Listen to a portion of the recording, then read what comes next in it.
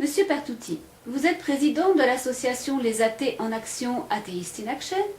Expliquez-nous le sens de votre démarche. Savez-vous que d'après les livres dits saints, vous devez vous taire et être soumise si vous êtes une femme? La Bible, Nouveau Testament, première épître à Timothée, chapitre 2. Pendant l'instruction, la femme doit garder le silence en toute soumission. Je ne permets pas à la femme d'enseigner ni de faire la loi à l'homme, qu'elle garde le silence.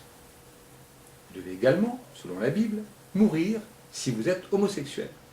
La Bible, Ancien Testament, le Lévitique, chapitre 20. L'homme qui couche avec un homme, comme on couche avec une femme, c'est une abomination qu'ils ont tous deux commise.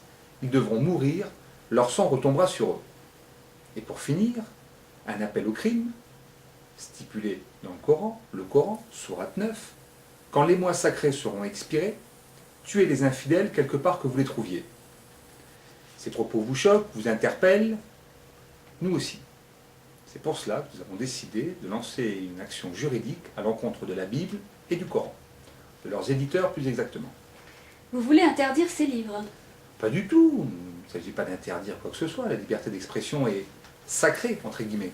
Non, non, nous voulons réglementer leur commercialisation, en faisant apposer, par exemple, un avertissement sur la couverture de ces ouvrages. Un avertissement comme sur les paquets de cigarettes? Oui, dans l'idée. On va dire que cet avertissement pourrait prendre à peu près cette forme.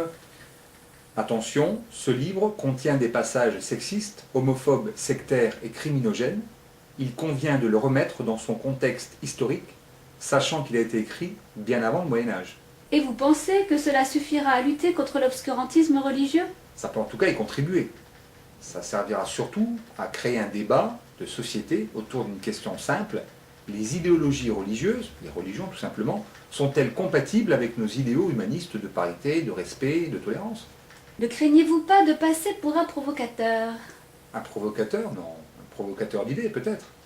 D'ailleurs, nous allons contacter l'ensemble des représentants des cultes en France afin de dialoguer, échanger avec eux autour de ce non-sens idéologique, juridique, politique, démocratique qui consiste à établir des lois afin de lutter contre des choses abjectes telles que l'homophobie, le sexisme, et en même temps sacraliser des livres qui sont remplis de propos visiblement hors la loi.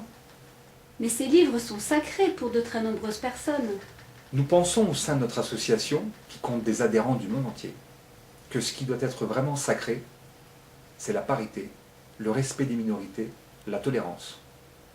Je vais simplement pour finir vous rappeler notre maxime, la justice des êtres humains face aux idéologies obscurantistes.